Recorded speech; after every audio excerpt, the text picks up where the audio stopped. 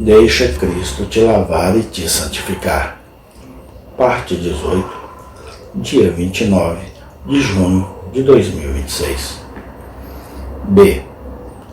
O objeto dessa confiança é pessoal, ou seja, o próprio Cristo. A alma confia em Cristo para a lavagem dela. Daí, eis convite, Isaías 45, 22. Olhem para mim e sejam salvos, todos os confins da terra, porque eu sou Deus e não há outro. E, portanto, é a linguagem da fé. Salmo 65, 3. As iniquidades prevalecem contra mim. Quanto às nossas transgressões, tu as expurgarás. É da própria natureza da fé renunciar a toda confiança em outras coisas e confiar somente nele para a lavagem da alma. Por isso, Paulo disse, Filipenses 3:3, nós somos a circuncisão que adoramos a Deus em espírito e nos regozijamos em Cristo Jesus e não confiamos na carne. Na palavra da promessa, ele é apresentado como o Cordeiro de Deus que tira o pecado do mundo. Como o santificado para nós, a fé é uma confiança nele como tal para nós, João 1,12. Mas, mais particularmente, a confiança da fé em Cristo está nele como crucificado. Por isso, o apóstolo diz, 1 Coríntios 2,2, decidi nada saber, senão a Jesus Cristo e este crucificado. Enquanto olhamos para ele simplesmente como Deus, vemos sua justiça flamejando contra o pecado e barrando todas as influências santificadoras. Hebreus 12, 29.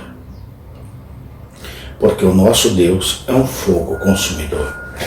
Mas, olhando para ele como Deus, homem, por sua obediência e morte, fazendo satisfação pelo pecado, temos um objeto de confiança adequado para a nossa santificação, pois lá vemos uma plenitude de mérito para purificar o pecado. Romanos 6,6. Sabendo disso, que o nosso velho homem foi crucificado com ele, para que o corpo do pecado seja destruído, para que, doravante, sirvamos ao pecado. Portanto, a fé tem um olhar particular para o sangue de Cristo, no ponto de santificação, bem como na justificação. Por isso, o apóstolo diz, Romanos 3,25, Deus o propôs como sacrifício expiatório pela fé no seu sangue, para declarar a sua justiça para a remissão dos pecados. E, novamente, Hebreus 9,14, o sangue de Cristo, que pelo Espírito Eterno se ofereceu a si mesmo sem mácula a Deus, purificará das obras mortas a vossa consciência para servirdes ao Deus vivo, sendo esta a causa imediata da nossa lavagem, como o sangue de seu sacrifício oferecido a Deus para a expiação e aspergido sobre nós para a nossa purificação. Hebreus 12, 24. Agora, essa confiança para a lavagem colocada, ó Cristo crucificado, apresentado a nós na palavra da promessa, que é aquela em que reside a eficácia da fé para nos santificar instrumentalmente, pode ser assumida nessas 4 coisas. 1. A alma está desviando seus olhos da expectativa de purificação de todas as outras coisas e fixando-os em Cristo crucificado. Daí o convite do Evangelho, Isaías 45, 22. Olhem para mim e sejam salvos, todos os confins da terra, porque eu sou Deus e não há outro. Hebreus. Olhem para mim, pecadores seguros, indiferentes à santidade. Não procurem por ela. Eles não o desejam. Pecadores despertos, procurem por médicos sem valor, como seus próprios esforços, resoluções e etc. Mas a fé olha de todas as criaturas, meios, etc., Marcos 5, 25 a 28, que a virtude pode vir dele para purificar. 2. Aplicando a promessa de lavagem espiritual para si mesmo, segundo Coríntios 7, 1. Tendo estas promessas, purificamos-nos de toda a imundície da carne e do espírito, aperfeiçoando a santidade no temor de Deus.